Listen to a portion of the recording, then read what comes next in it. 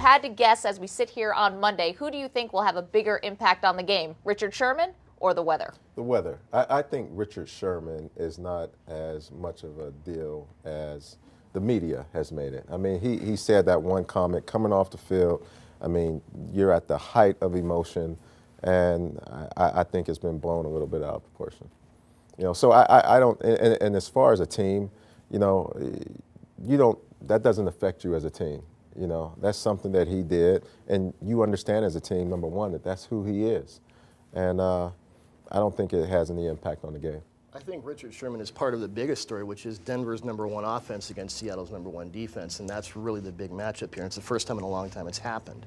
Not only the 1-1 seeds, but is Seattle's defense better than this offense or vice versa? Because you've got record-setting performances on both sides. You've got Denver's 4 wide receivers. You can count Julius Thomas as a wide receiver in effect against this great secondary, these linebackers who can cover. To me, that's the overarching football story. And, you know, whether, I mean, Curtis, you know, you get into it, you don't feel that. You're adrenalized, you just do it. Well, both teams have to play in it. Yeah. You know, and so I look at this game and I try to think of what's going to be the separator, like what's going to be the determining factor.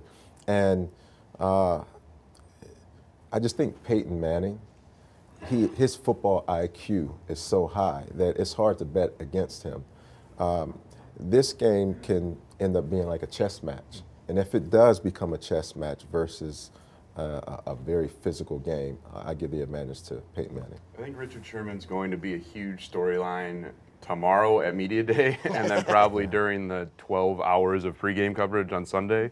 And other than that, we'll be talking about that weather a lot, I'm sure, especially if the reports keep going the way they are, where it sounds like we might have some precipitation on Sunday. I think that'll eventually take over. But Richard Sherman's too big of a personality right now to completely ignore, I think, as we go up to the game. Curtis, you talked about Peyton Manning. You just mentioned if it's a chess match and it comes down to football acumen and smarts, then you have to give the side to Peyton and the fact that this is his 3rd Super Bowl. How much pressure, though, comes along with something like that? Well, you know, I think the pressure for Peyton is simply that, you know, is this his year where he rides off into the sunset if he wins or not? But other than that, Peyton is as professional as they come, and he's going to get out there. He's going to handle this the right way. I don't think that it's going to move him too much. He's played in 3 Super Bowls. I know playing in my first Super Bowl with the New England Patriots, one of the differences is that you can tell guys like Brett Favre and those guys, you could tell that they had been there before.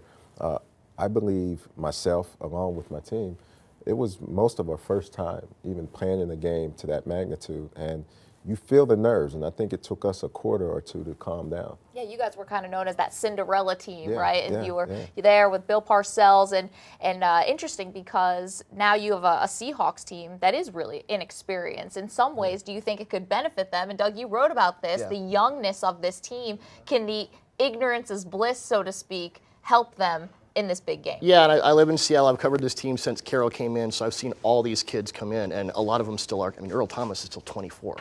Rich Sherman's 25, and a lot of the, you know, and Pete, he's never coached in the Super Bowl, but he's had all those bowl games, and that's the only thing he's got to compare it to. Ricardo Lockett, a reserve receiver, is the only guy on that team who's ever been in a Super Bowl, and that was last year. And he's probably not going to be on the field.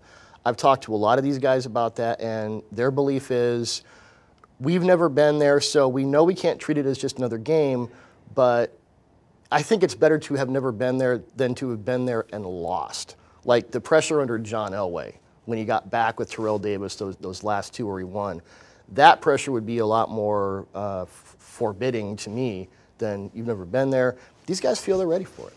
And the Broncos have a lot of that, at least a few guys that have been there and lost. I mean, you look at Wes Welker, and they don't have a lot of rings on that team. It's Peyton Manning, and then, you know, they don't have that winning experience either. So I think, you know, in terms of being there and going through all this Super Bowl week, you know, there's some Broncos that have that advantage over the very inexperienced Seahawks. But overall, we don't often see a matchup like this where there's so few guys that have actually played and had success in this game.